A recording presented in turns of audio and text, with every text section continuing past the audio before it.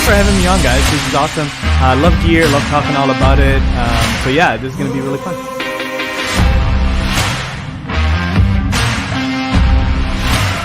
A lot of this equipment we're talking about it can be used for musicians and content creators in general, if you're a YouTuber. And I've shot probably 90% of my show on this little camera. I love you guys. Chris, you're just amazing. Jim, so are you. You guys are the best hosts ever, I think. Just stop, please.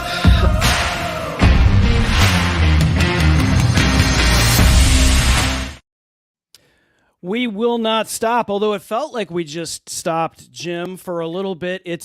Oh man, I'm so happy to be back on Amazon with you, my friend, doing marketing the Marine Corps way, my friend Jim Fuse. How's it going today, man?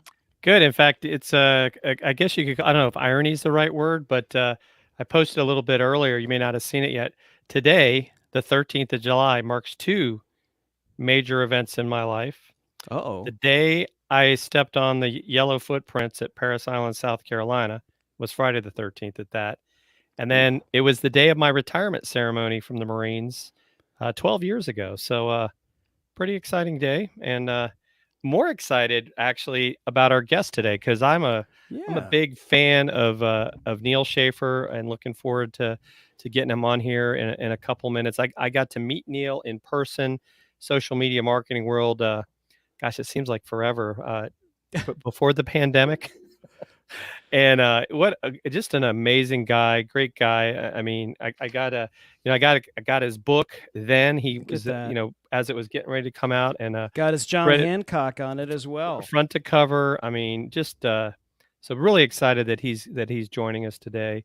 But one of the biggest authorities there is on influence and social media and LinkedIn, and an author of a ton of books. We're really lucky to have him, Jim. I don't know how much you're paying him to have him on our show, but congratulations. You'll have to work hard to know. Well, he's obviously a great guy. Yeah, he's smart too. He speaks Japanese and Mandarin.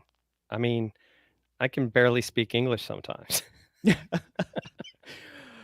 So before we get to our guest, a few things. If you're watching on any of these other tubes that we're on, and today we're on LinkedIn, Twitch, I mean, you name it, all the tubes, we like to say. And so if you are watching, that's cool. Watch where you're comfortable. But we know that the party is over here at Amazon, and we love to interact with everyone that likes to join. But Neal Schaffer's, all of his books. I mean, if you're watching Neal Schaffer and you haven't picked up Age of Influence, and you haven't picked up his books on all kinds of social media, including LinkedIn, well, why not join us on Amazon? Because we actually have those here. Deals are happening here on Amazon. So you're probably wondering, because a lot of people don't know about Amazon Live, how to get there and where to find it. And we make it easy, Jim, and that is all you got to do is open up a browser wherever you're at, your phone, your device, your whatever you got, your browser, and type in dealcasters.live. That'll send you right here to Amazon, and you'll be engaging live with us here and live with Neal Schaffer as well. And so if you're curious as to how you could get your own .live, we have, we've made it easy for you there too. Not only easy, Jim, but it's a deal, because that's kind of part of our name, is we're Dealcasters. And so for less than a cup of coffee, you can get your own .live.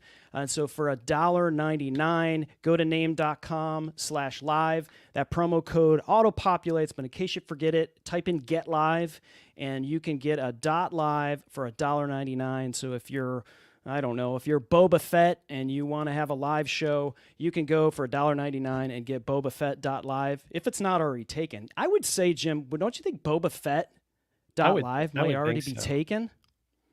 Yep. If not, maybe we ought to go buy it for $1.99. Right. I mean, right. Why not? Sell it to Mike Boba Alton. Fett. Yeah, exactly. So Jim, I think we're, we're on a limited time frame here, and we're certainly lucky to have our guest. So I'll let you take it away and introduce Neal. Yeah, so Neal Schaffer is literally one of the leaders in the influencer marketing space. I mean, he's like you said, he's written several books. He's not only a speaker, but also he teaches at Rutgers. He also teaches, I think it's the Ireland Management Institute.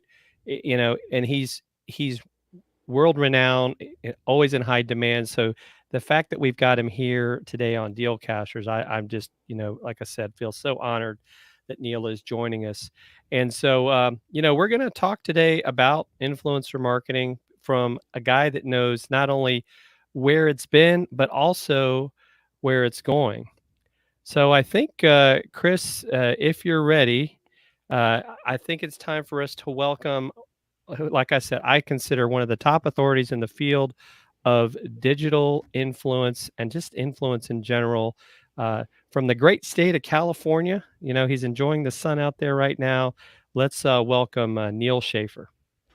What's up, Neal? Guys, first of all, thank you for your service to our country. Yeah. And it's an honor to be here. Awesome. It's so good to see you, Neal. And so, Neal, how have things been going? Are you getting to travel again? Are you getting out and about? Or are you still doing a lot of virtual talks?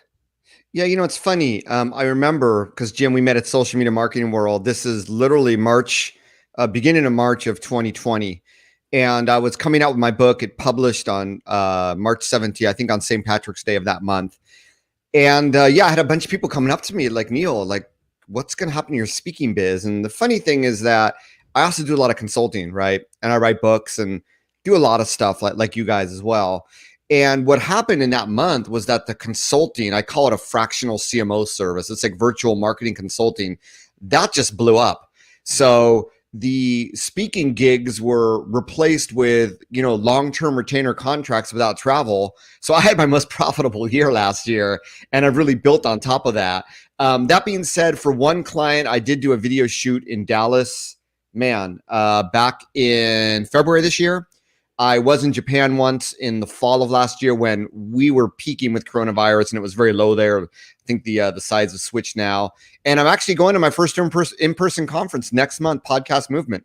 Really looking forward to that in Nashville, Tennessee. Going to Nashville, yeah. Yeah. Yeah, that's just up the road from us, Chris.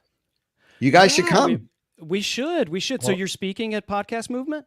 I have submitted my my speaking, information. I was really late. They turned off, the deadline was like back in April, right? And I'm not, I do podcasting as part of everything else I do. I don't, I'm not someone who's spoken on the public stage about podcasting before.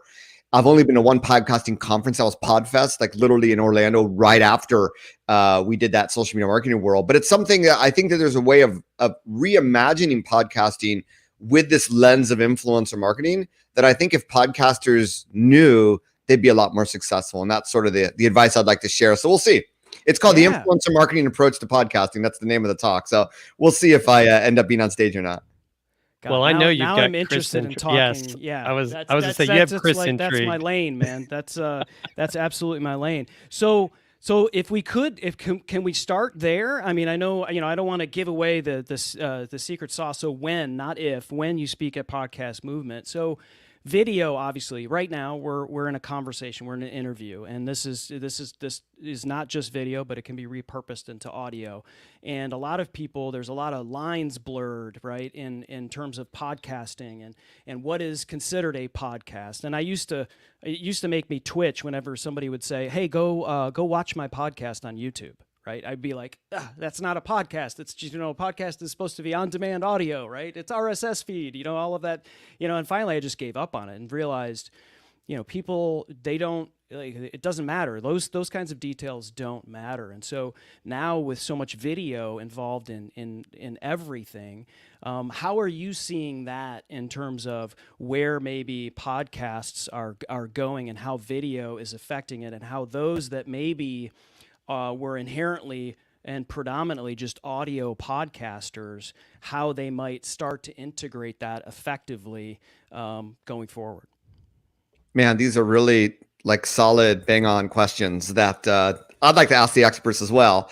My own take is that, you only, getting back to sort of influencers and influencer marketing, how do people become influencers? They create content and they build community around that content and around that expertise. And there's many ways to do it. Back in the day, it was all about blogs and bloggers. We had mommy bloggers. Then there was this shift to sort of Instagram and Instagrammers. And now we have TikTokers, what have you. You also have YouTube, right? Which is video, which is still freaking huge. Pardon my French.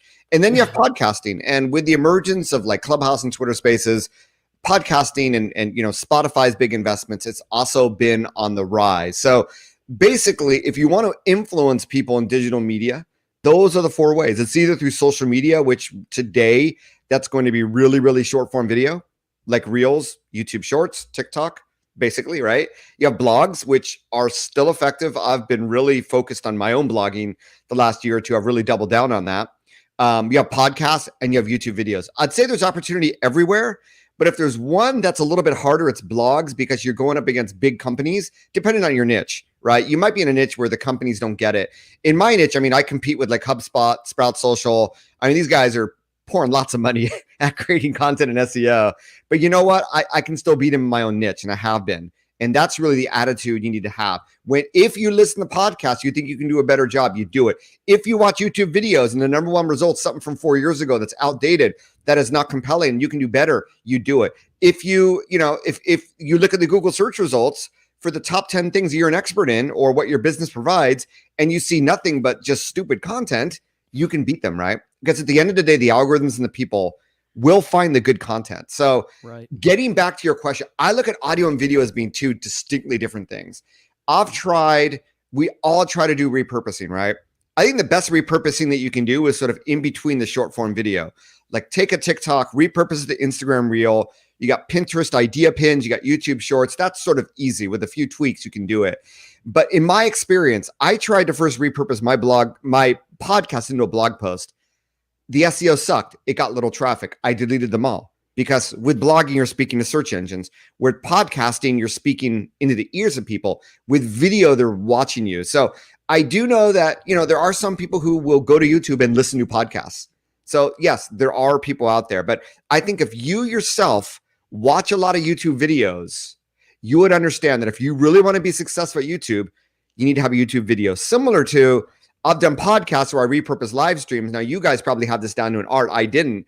But my editors, like Neal, you keep on mentioning, like taking, comments and questions. And when people are listening on the podcast, it doesn't make sense. So if you figure out a way to say, hey, ladies and gentlemen, we're going to do a live stream. Then after that, I'm going to take your questions, and you just repurpose that beginning part to a podcast. That's perfect. So there are ways around it, right? But I see them as different. I see YouTube videos, for me, more like blog posts.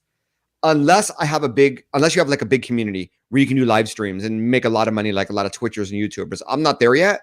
So I just look at them differently. There are people that are able to repurpose it all, right? Take one live stream, video. You got the YouTube, you got the snippets for YouTube, you got the podcast, you got all these, you got the YouTube Shorts and everything. And that's great. I just don't know if that would be, it's more convenient and efficient. I just don't know if the end product will be better if you were to create them all individually, right? With that platform in mind. And that to me is really, all of us marketers, we're smart. We want to get the most juice out of our content. That's the challenge. And at the end of the day, if it sucks, you're not going to build a community, and you're not going to move up in the rankings. And it's sort of, it seems like it's a low risk thing to do, but you're actually eating up more resources. Maybe you should have focused on doing something else with that time and money. That's my play. Yeah. God, that's so money. And you touched on 2 things that I God, until I'm blue in the face, I've said this. And the number one thing you talked early in your answer was niche. And people are afraid of being too niche. And that's really like the cardinal rule in podcasting is niche down. And it's just, people are so, they want to be all things to everyone. And the pool is so large that you just can't make that impact if you have broadened yourself just way too much. And The other thing that you talked about is know your audience, right? So if you're a YouTuber and you do YouTube really well, don't think that you can just take that and make a carbon copy of it and use it for every other platform or a podcast or whatever. You can repurpose it, but you've got to understand where you're repurposing it. I don't know how many times I've been listening to a podcast and they talk about something they're looking at. You know, oh, look here, this is that, and they're describing something, and you're gone. Like, what? There's no point in that. And then they don't. Yeah. And because they're not consuming a lot of YouTube videos themselves, they miss out on things like YouTube cards and end screens, right? Or chapter cards, or really leveraging that introduction and the whole SEO of tagging and hashtags. Then it's like, well, why don't I just create the video just for YouTube, right? So it's definitely, I see a lot of people waste a lot of time and resources on it. It sounds good on paper, but in reality, I just don't know how much extra juice you're going to get for that investment. Neal, what are your thoughts, since we are talking about podcasts too, but the growth, if you want to call it, in the audio space with the clubhouses and with the Twitter spaces, and now there's the green room, and we hear LinkedIn and Facebook are going to roll out their own audio rooms. I think Facebook's is in beta.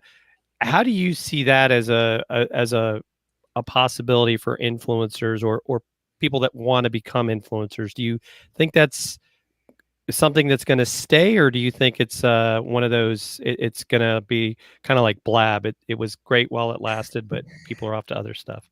Yeah, I was going to bring up Blab. The question is, when coronavirus is over, what is the landscape going to look like? Clubhouse served a really, really important role in sort of bringing this up to the forefront. So now the Twitters and Facebook, I look at it more as like a podcasting. It's live stream podcast, right? Live stream audio. So I really don't know if we want to be tied to a Clubhouse room for an hour when we were able to go outside again. We're able to go to conferences. We're able to meet people, in real life. I do believe that social apps or social audio apps like that Clubhouse, they're a great place to meet new people and learn new things. And they will always be that way, right? For developing business, I have gotten business from it. I know a lot of other people that have gotten business for it as well. But the people who seem really successful are investing a lot of time there. And so I tell people, well, if you were going to invest that same amount of time on any other given social media platform or in content creation, what would that look like? What would success look like? It's almost like I remember, and you two gentlemen will remember as well, when Google Plus came out. It's like, social media, Facebook, Twitter, LinkedIn, done. And then, oh my gosh, and Google Plus will eat away at time. And there are people who went all in and they did really well. There are others who only went halfway and maybe didn't do so well. But every new platform cuts away from the time you could be spending on other platforms. So that's really the big thing. If you want to go full in on social audio, and I know some people are doing it, then go full in. But understanding, if you were to spend that same time on another social media platform or creating content, what would the results look like? And I think that's what a lot of people miss out on. They go for the shiny new thing without realizing, dang, Facebook groups are still goldmine. I finally got into the podcast movement groups, and now I'm going to the conference for the first time. And it's just, I'm not there for business. I'm just here to help people. I've already made amazing connections in 24 hours, and I've only spent like 15 minutes. Imagine for that 1 hour, Clubhouse, if I was there just in Facebook groups that are relevant to my community, how much I can get out of it. So that's really the mindset I want everyone to have. Definitely check it out. If there are people that you follow, get notified when they appear so that you have a chance to listen to them speak. That's great. If there are topics you're interested, you want to network, great, right? But it's not the only game in town. And therefore, at the early days before Twitter Spaces, before Green Room, when Clubhouse was all the buzz and nice and fresh, it was really active. I don't find it as active. In fact, the other night I went on just looking for something to listen to, like it was the radio. I could not find one room that interested me out of all the rooms that appear in the newsfeed. So to me, it comes down to the supply demand, right? And that's why YouTube is amazing, because I don't think for the demand, I don't think there's a supply of great videos. For Clubhouse, they're just, I don't think the demand's there. I don't think the supply's there. I think it's sort of dwindling down. I might be wrong. I hope I am, but that's my sense. You two gentlemen have seen, I think over the last few weeks, Clubhouse has really, really quieted down. And maybe it's Twitter Spaces, maybe it's Green Room, Spotify, and I would say Spotify probably more than anyone, but I don't know how much of a future it really has. I think it becomes a part, like a story becomes a part of Instagram, even though Reels is probably where the money is right now. it becomes another thing they can just add to their platforms. It's a no-brainer, right? Whether people use it or not. So that's my take. I think that's some amazing, way to look, and I think you hit on something too. When you go on these places like Twitter Spaces or Clubhouse, and probably even more so Clubhouse, you're not necessarily creating content that you can do anything with, because it's like once it's over because the whole issue with recording stuff. I know, like with Twitter Spaces, they're allowing people to record stuff. I know Madeline Sklar does a Wednesday thing with audio, with Susie. I'm blanking on Susie's name, about audio, but it's set and people know, and because it's open to the 300 plus million people on Twitter, if they're following Madeline, they can see like, oh, Madeline's on. Where like with Clubhouse, like you said, oh, I got to go into this app that's not part of my social platform. Am I going to remember if I don't get a notification? I know Chris turned his notifications off a while back because he was getting tired of his phone constantly pinging that somebody was on Clubhouse. And Madeline is a great example because that's her business is Twitter. She is a Twitter marketing expert. She does Twitter chats. She's been doing them weekly, multiple Twitter chats weekly for years. So for her, it makes sense to go all in, right? That is a great example. But does it make sense for your business or not? Madeline would say it does, but I think you really got to weigh all the options, because now you have people that evangelize Clubhouse.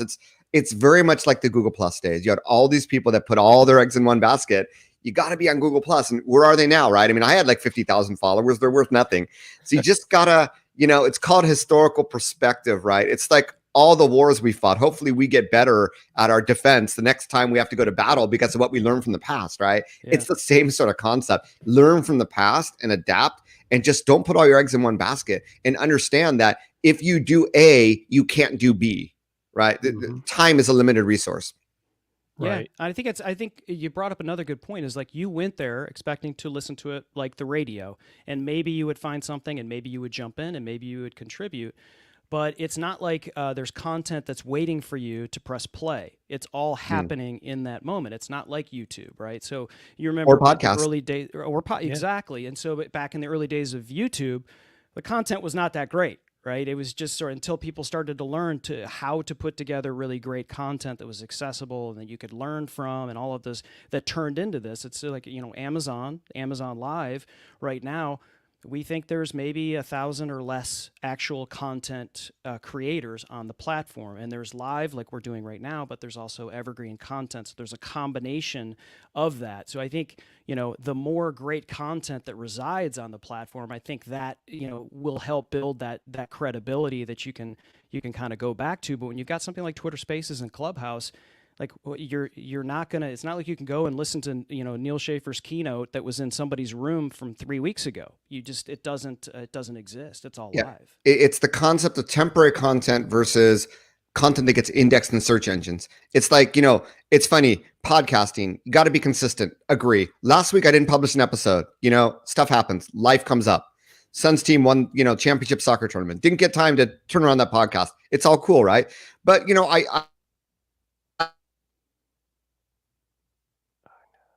I went up the rankings yesterday, and I'm sorry. Am I glitching there? Sorry about that. You know what? I'm going to switch from Wi-Fi to non-Wi-Fi. Let's give this a second. Okay. That's better. Right. But yeah, I mean, my rankings went up even though I did not publish an episode last week. And that's the thing, that once you have content in the search engines, like a YouTube, like an Apple Podcasts, it works, or a blog in Google, it works for your benefit 24/7. That's why, hey, you can spend an hour creating that reel, but it's lost after 24 hours. Yes, it's in your profile. People are not searching for your reel like they search for podcast episodes in a subject, or they search for YouTube videos, or they search for, website content. And that's why I really, I invest in those three areas. That to me is where the long-term ROI is. It takes time. People get impatient, but think about it. Talking about building influence, you were asking me what's changed since the age of influence. I mean, if you want to build influence, I look at HubSpot just making this incredible investment in building a podcast network, right? Of investing in the likes of John Lee Dumas and the Marketing Technology Podcast. I think there were like 6 different podcasts. Brands want to get in on your blog. Brands want to get in on your YouTube channel. Brands want to get in on your podcast. And I think as a content creator, yes, there's a play on TikTok and all that. But I think, the other areas actually is the longer term ROI. And it's you're building asset, every time you publish, it's just another one that might be downloaded when someone subscribes to your channel, what have you. So that's, these last 2 years, I've really realized that. And I would push more people to that influencer model rather than the TikTok model, unless you can build a really, really big community, which takes creativity. It also requires a bit of luck, right? A bit of timing, a bit of all these things. I just think the other areas are actually, I think, I'm not going to say easier. They take a longer time, but I think more predictable than these newer platforms. Right, and it's better to have some content that could live forever, live past you, and so you almost take on this. God, this is more important than just like clicking on the camera and just chatting with people. This is so you take it more seriously. You work harder on it. You put together the graphics. And you know that it's going to live forever. And you may only get 20 views in the first couple of months or whatever, but you never know how that might. And you hear the stories all the time. But if like you take 6 hours to put together a piece of content that lives for 24 hours. Like, what are we doing? It's you got to be able to create something that could impact someone you don't know years from now. I think it's a different mindset. Totally. And I think for me too, I think, Chris, we talk about this all the time. We struggle with that whole thought of like, and you hit right on it, Neal. It's like, do I spend all this time to create something that's going to disappear in 24 hours? Or do I produce content that I know people are going to see potentially, daily, weekly? People know about our show. They can watch our show where, I made said something great for 30 to 60 seconds. It's gone. And I would almost be better off, taking that clip and making it a tweet to take people back to, the full blown version of whatever we were talking about. And Neal, because I know you spend a lot of time knowing as an example, what's going on around the world. But, Chris and I recently learned about, like in Asia now, it's become really big with they're actually not even calling them influencers now. They're key opinion leaders. And it's kind of that whole growth of the marketing of where, like, if Neal Schaffer says, hey, this is a great book, everybody's going to buy it. Do you see that? And I think that's what Amazon's trying to do. Do you see that growing in the Western world at this point? Or what's your thoughts on that? Yeah, I think, they call them calls or key opinion leaders. It's just a different word for maybe the same thing, because I think that when really, really, big influencers, when they, talk about a product, that product sells. It's a natural occurrence. So, I mean, there's reasons why they put a different name on it than influencer marketing. But yes, influencer marketing is way bigger in Asia than it is here for a variety of reasons. But I think that what you see now is that, influencer marketing or just, social media is just very fragmented. So people are finding their own people to follow, right? And for some, it might be Pat Flynn. For others, it might be Dealcasters. For others, it might be Neal Schaffer. There's so many choices out there of content creators that they don't all necessarily gravitate to the same people. And I think that when the key opinion leaders came out, it was more, at the very beginning, there's a few people who have a lot of followers that everybody sort of gravitate to. But then over time, you have more micro influencers, you have more nano influencers, and people just naturally, and you have more people that have more niches. You just more naturally gravitate to people that are more authentic, right? That are more approachable, that seem more real. And we've obviously seen this accelerate over the last 2 years with coronavirus, what have you. So I think at the end of the day that I know that, I consider myself like a nano influencer, but I know sometimes I've said something and people have said, Neal, thank you so much. I bought, that after seeing that, right? Or if you do affiliate marketing, you can see the clicks, you can see the commissions come in, and you can see how much ROI you're getting from recommending things. So yeah, I do think that is the value of brands finding people to collaborate with. In an authentic way, like give them your product, let them use your product, let them become a fan of your product. I don't know about you guys, but I do affiliate marketing as well, but I have all these companies reach out to me, but it's like, I don't use your product. I can't do it. I can't promote it. I can't talk about it without being a natural user of it and being able to teach people why it's so good.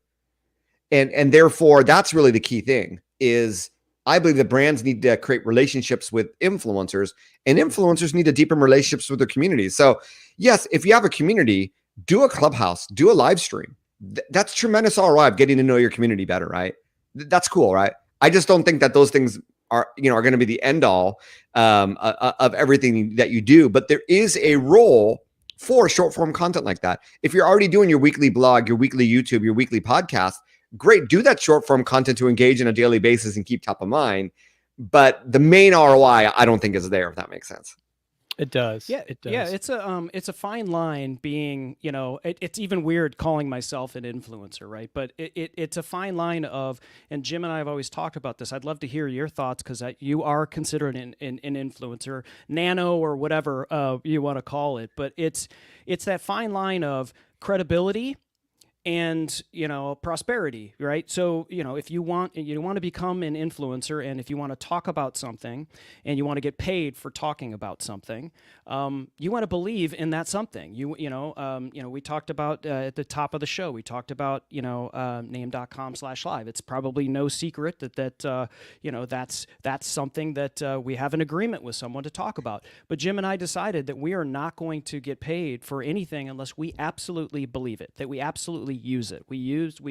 Before we talk to anybody, either we have already used it, already believed it, and actually approached that company, or companies, and we get hit up by companies all the time, and we're like, well, send it to us because we are not even familiar with the product, and we don't even know anyone that has it. So send it to us, and if we like it, we'll talk. We'll talk to you about it, or send it back to you, on your dime.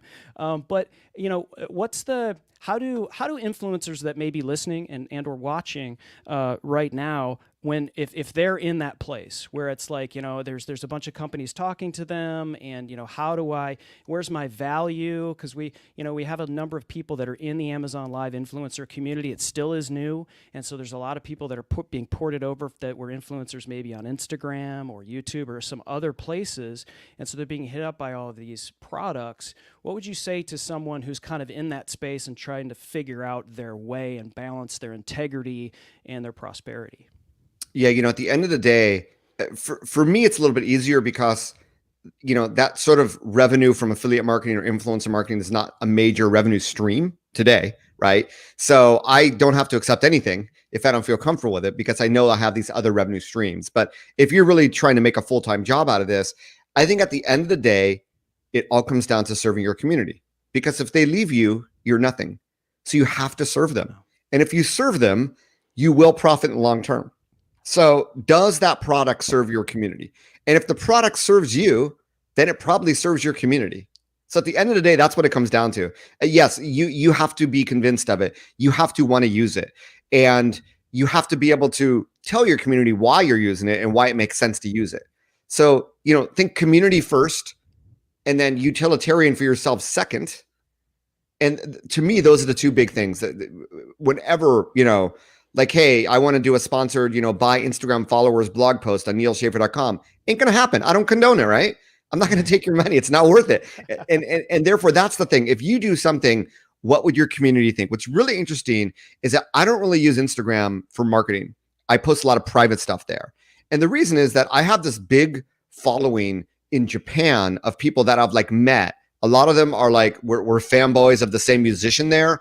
Others I've known through, networking there and business there. They don't want to see business stuff. They want to see personal stuff. So to me, I'm always thinking, if I post this on Instagram, what would those people think? And they're not really interested in me speaking on influencer marketing, which is why I post very little of that stuff. So it's very similar, right? What would my community think if I talk about this product? Right. Is it relevant? Is it irrelevant? So you're treating each platform like a community. Your Instagram community is different than your LinkedIn community, is different than your Pinterest community or YouTube.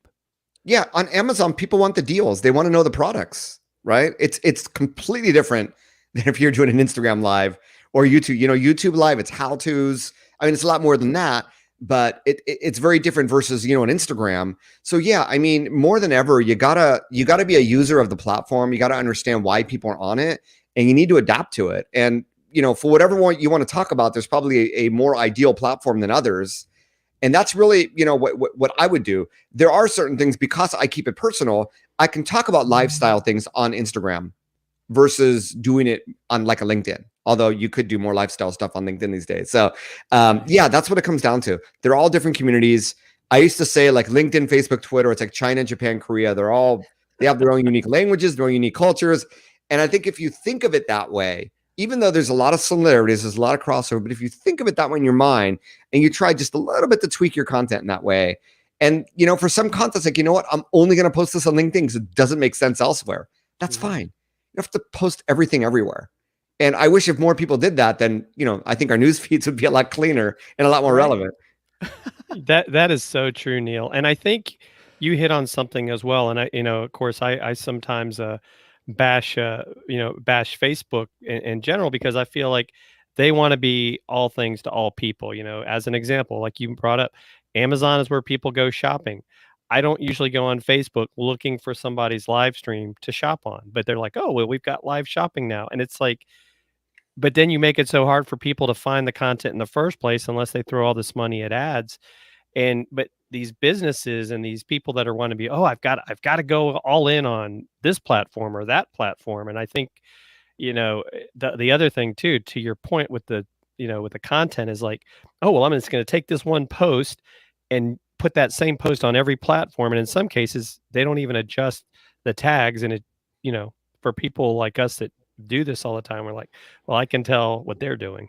The easy way to explain this. So as part of my marketing consultant, I have one client who's an e-commerce client. They have an Amazon store. They're sold in like, CVS and Walgreens and Walmarts and the whole bit, right? For every 25 cents of advertising on Amazon, we make $1. For every $1 of advertising in Google, we make $1. For every $3 of advertising on social media, we make $1. And that number's come down from like $7, $8, $9. So, and we're showing product, right? So that's the thing. People on Amazon looking for things to buy. People on Google, they're researching. They may buy, they may not be ready to buy, but they're trying to look for what's out there. People are not on social media to buy. And I think those numbers with very, very similar creatives, right? They speak to the strengths of each of these platforms. And you're not going to get the same results when you think of it that way. Why would you get the same results with your content, same content on all these different platforms? It just doesn't work that way. That's a pretty amazing numbers there. I had never really thought of that. I mean, I'm a big fan of Google, because obviously it's the biggest search engine. But I had never really thought about that. Yeah, people might be searching for something on Google and might buy, and that's actually not a bad ratio of a 1-to-1. And add dollars to sales. That's agreed. pretty. Yeah, because it's about search intent, right? Mm-hmm.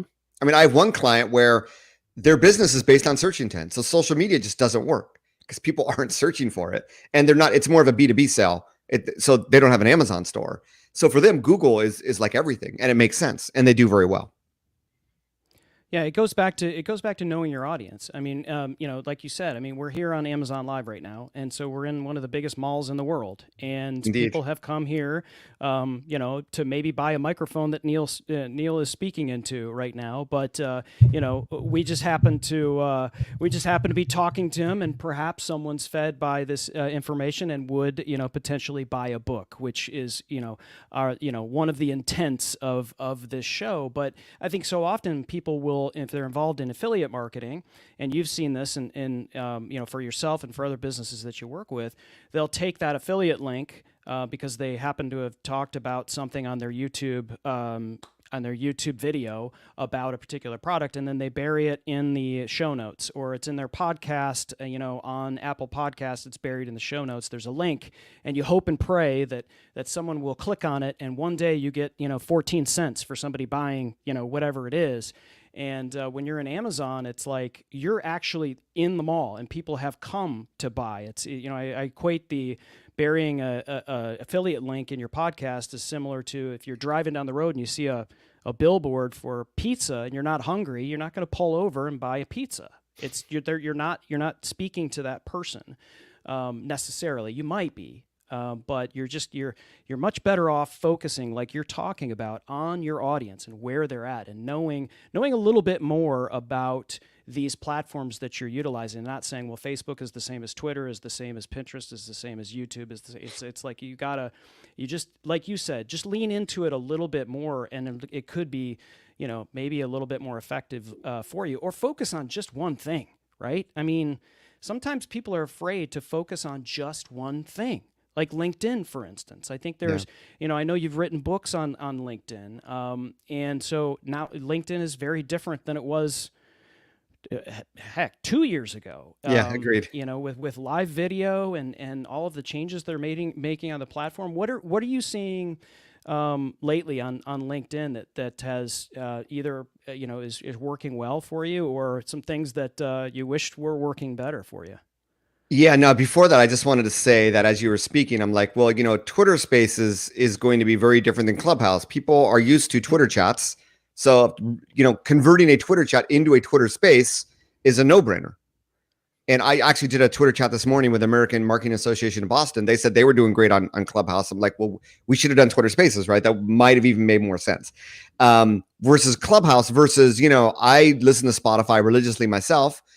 Listen to music on Spotify, and there was an ad recently for Anchor.fm, and they're like, yeah, you can now make your own music podcast where you can easily share music from the Spotify library on your podcast royalty free. I'm like, well, that is freaking cool, right?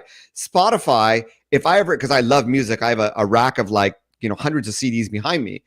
If I ever wanted to do that, which is like a personal project, I've always thought about doing it, I'm going to do that on Spotify, right? That makes total sense. So if you're a musician, dang, Spotify Green Room is going to be a great place to be. And I know there are some musicians in Clubhouse and Twitter Spaces, but once again, getting back into how those platforms are used. So LinkedIn has become really interesting. And it's funny because if you listen to a lot of podcasts like I do, you sometimes, especially in marketing, you get these people that appear, oh, so-and-so is like a LinkedIn guru. And what happens is it sort of reminds me of the early days of Instagram, where there were a lot of automation tools that would help you sort of scale your marketing. LinkedIn, I think we're in a very, very similar stage. I think those that are doing a lot on LinkedIn are using various automation tools that LinkedIn is trying to get better at, but really hasn't cut down. And what do I mean? What do I mean by this? So there was, I don't want to name names, but there was someone who was talking, and they said that they started from scratch, and they built this huge following because there was a thought leader in their industry who was posting a lot on LinkedIn and getting a lot of comments. So they were sending out invites to people who commented on that post, making a little personalization that was related to that thought leader. I'm thinking, okay, that's completely automated, right? So there's, I don't want to get into the technology here. Maybe you two gentlemen have talked about it before, but you have very, very LinkedIn specific tools. And then you have general data scraping tools. And it's basically saying, okay, here is the link of the post. I want to scrape all the people who like that post. And some posts get tens, hundreds of thousands of likes. And then I want to automate the sending of an invitation to them. And then I want to personalize that with these, personalization features. I firmly believe that's what this person did in over 2 years to go from 0 to 30,000. And now they have gone well beyond that. Now they also had good content, and they were starting to create content related to what that thought leader was talking about. So it's like, hey, if you like the thought leader's content, I'd love for you to check out what I'm doing. And they were doing a podcast. So there are some use case scenarios where LinkedIn becomes a lot more easier. Now, if you're on LinkedIn, you've probably seen these invites that look personalized, but they're really just spam. So you need to be aware of that. But I do think if I was starting from scratch today, that's sort of a way of just being able to reach out to people. Now, LinkedIn has limited the number of invites to like 100 a week now, I think. It used to be a lot more than that. So you're sort of limited, but there's a lot that you can do on LinkedIn because it's a supply demand. There's way more demand for content than there are people that are supplying the content. And my one trick, if you haven't done anything, they're annoying as hell, but polls on LinkedIn will get you hundreds, if not thousands of impressions over the course of a week. I don't know why, but LinkedIn is just favoring polls in the newsfeed. It's almost a joke, actually, how much they do it. Yeah, we've seen that, and we've seen Jim would at times post a PDF. Yep. And for whatever reason, like the view count was like inordinately higher than he normally would get on anything else. LinkedIn is interesting because think about it. Facebook, Instagram, Twitter, TikTok, how do they monetize their platform? 100% ads. LinkedIn isn't 100% ads.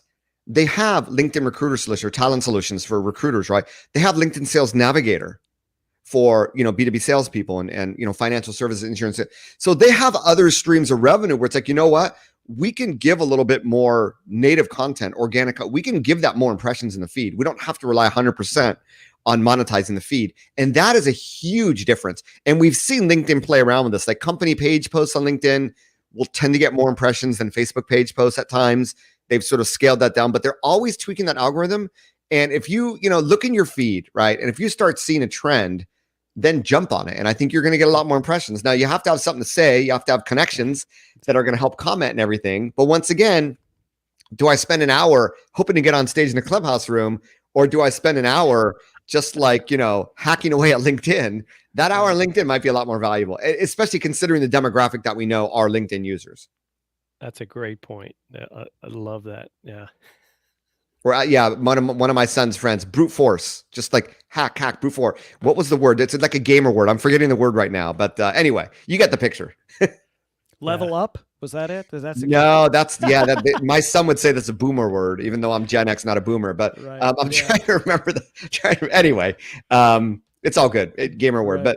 But yeah, I mean, that's the whole idea. So yeah, there's a lot. LinkedIn's really different. These new content formats. I reformatted an Instagram carousel post of 10 square images into one of those PDFs, which are based on square images. Perfect, right? So that's really good repurposing when the content's relevant for. So anyone listening, if you have an Instagram carousel post, immediately repurpose that into a PDF. Just literally save it as a 10-page PDF, and your content's ready to go there. Yeah, and to your point, the lines are a little blurred now. It used to be like LinkedIn was like, button up and put on a tie and get ready, for your job interview. And I mean, there still is a lot of that, right? It still is a business social networking, and there still is a lot of that. But boy, I see some stuff on LinkedIn now I got the word grinding. That's the word grinding. Which comes from before gaming, but anyway. My 14-year-old son using that. It's all good. Grind. He's grinding on the games right now. Grind. Probably. Yeah. So Jim, I know you're chomping at the bit here and we've been talking about the book, and we're running up close to the top of the hour. So I know Jim's a big fan of the book, and I definitely want to make sure that those that are listening and watching check out The Age of Influence. I can't believe the deal that it's on right now on Amazon, Neal. Yeah, did you set that up, Neal? It must just be for us, right? You did, just because you were on our show. It's like the special deal on Age of Influence today. No, and I want to say, I think, Jim, you might have been the first person I gave my book to. Like, literally, it just came right before Social Media Marketing World. I brought it down. I think we met in the networking hall, and we were talking. Yeah, because I was introduced you to the folks from Metricool, and that's that. Yeah. So, well, trust me, I treasure it. No, but yeah, it's the book industry is really interesting. Right after it came out, it would take weeks to get the book because the whole Amazon warehouses, the distribution. And now, I mean, heck, if I need to send out a book to a client, I'm just going to go through Amazon. It's that cheap, free shipping. So yeah, anybody, this is really, it's not going to get any cheaper than this. So just do it. Yeah. Neal, what do you see, you talk about in the book, do you continue to see the growth of influencer marketing is valuable to companies? And I think you hit on it too. Much more important, like I would say, for the folks that are Amazon influencers or want to become that, making relationships with these companies and not so much focusing like, oh, I want to get a product, because I think that's where you got to draw the line. If you don't believe in the product, don't do it, because your reputation is at stake.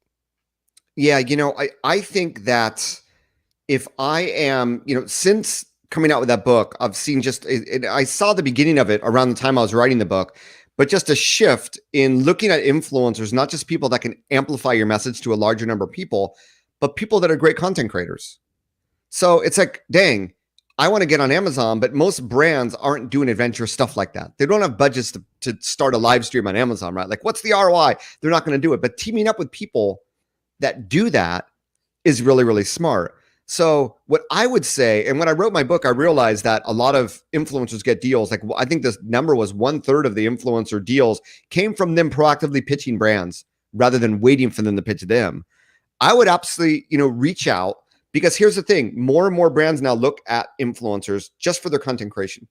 So, we need TikTok, right? We need to speak that generation, but we don't have the creativity. We don't know what we're doing. Why don't we just hire influencers?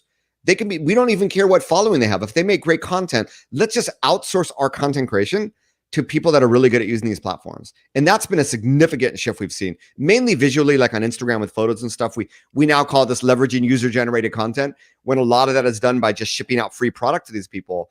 But I would reach out to brands and say, hey, I want to feature you on my Amazon Live. I want to do a special hour just talking about your products. Can I interview someone from the company, or can you share with me some stories that I could share? Right. There aren't that many people that do what you do now. So go out there and pitch. And worst thing is they say no. Maybe they go, you know what? We're not interested in Amazon, but do you do like TikTok or Instagram Live? It may start a completely different conversation, but I would definitely go out of my way, use LinkedIn to find these people, direct message them on Instagram, which a lot of people do. You could DM them on Twitter if they're B2B, but that would be my best advice to give you today if you really want to start to proactively get things going. Awesome. That's great. I hope those that are listening and watching are hearing that from one of the foremost authorities on influencer marketing. Neal, this has been awesome. I know you've got a hard stop and another interview back to back, so we don't want to make you late for that one.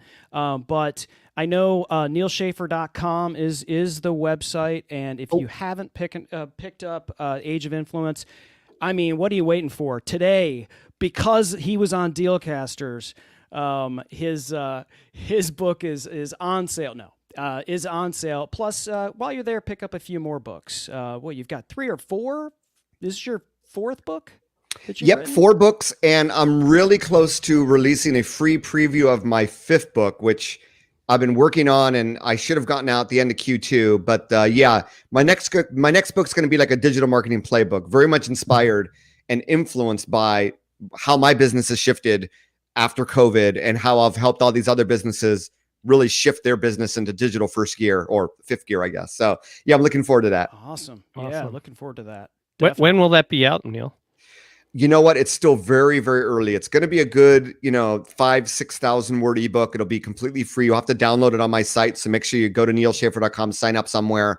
That is really going to start the book proposal stage. So I am hoping, I would love to have it out for Social Media Marketing World 2022. That would be my ideal scenario. But I'm already starting to talk about it. And I think that the ebook will hopefully enlighten a lot of people. Awesome. Great stuff. Neal, thank you so much for joining us. I'd love to have you back sometime if you've got time, because I know you're a very busy guy, but it's been an honor to have you, and look forward to hopefully seeing you again in person soon. Podcast movement, baby. See you in Nashville. And to everyone else, as always, don't fear the gear.